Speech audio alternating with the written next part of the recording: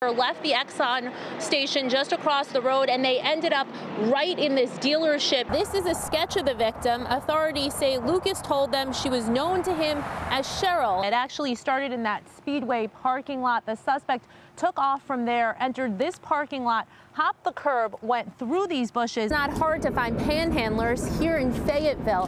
The city says this ordinance isn't intended to stop them.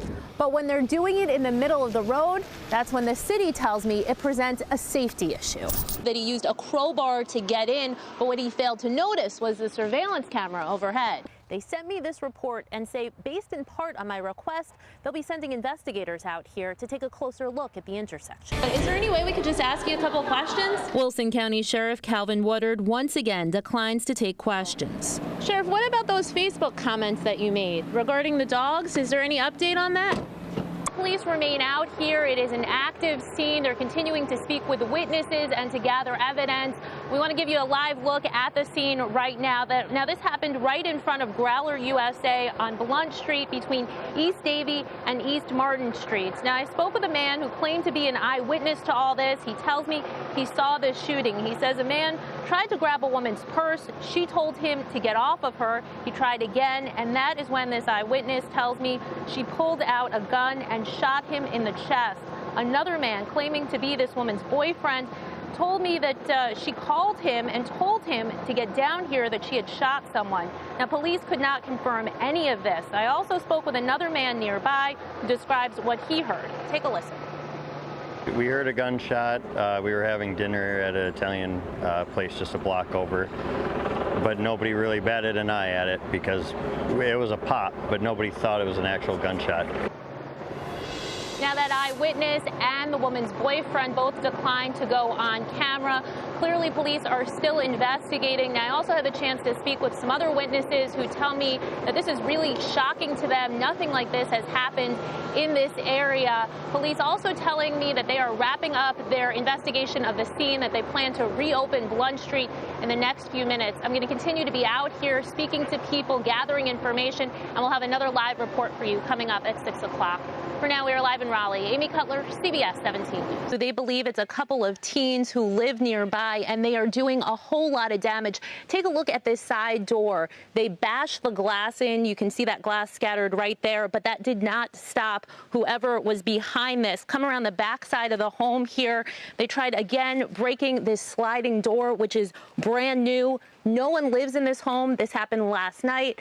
And according to the incident report, those behind it didn't even get away with anything.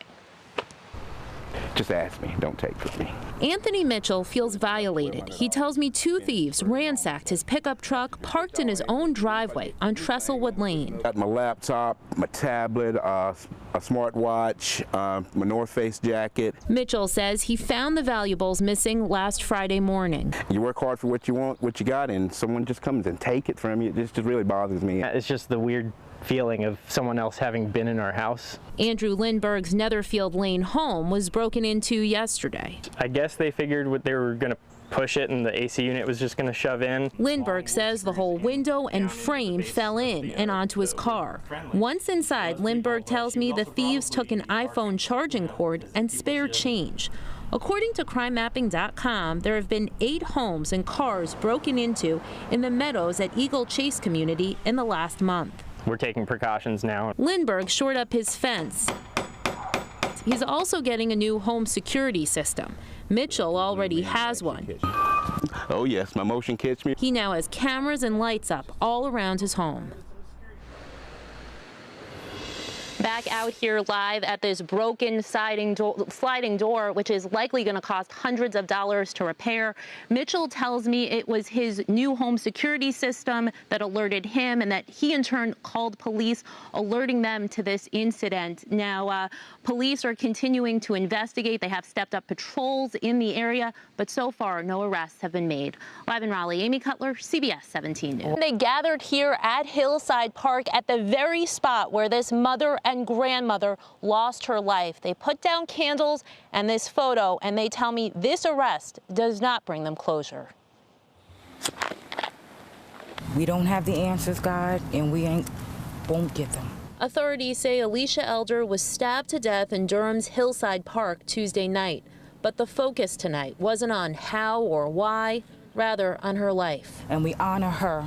She loves hard, and she loves everybody. Andrea Elder Spencer was her daughter. Elder had 3 grown children, 7 grandchildren. Her family telling me she also fostered kids. It was from her heart. It was never a reason. It was just her character. It was her style. But she loved me and my kids just like they were her own. We got no difference. That's the type of person that she was. Her family says Elder worked as a therapist, trying to help children with behavioral problems. She done things for them for Christmas. She bought them, and she even, would buy the family food.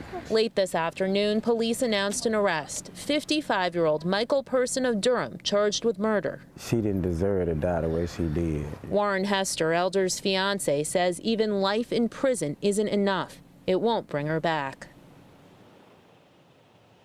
Back out here live, you can see this small makeshift memorial that the family has set up in the parking lot, again, where she died. Police say the stabbing was not random, but they declined to elaborate on that. Person due in court tomorrow.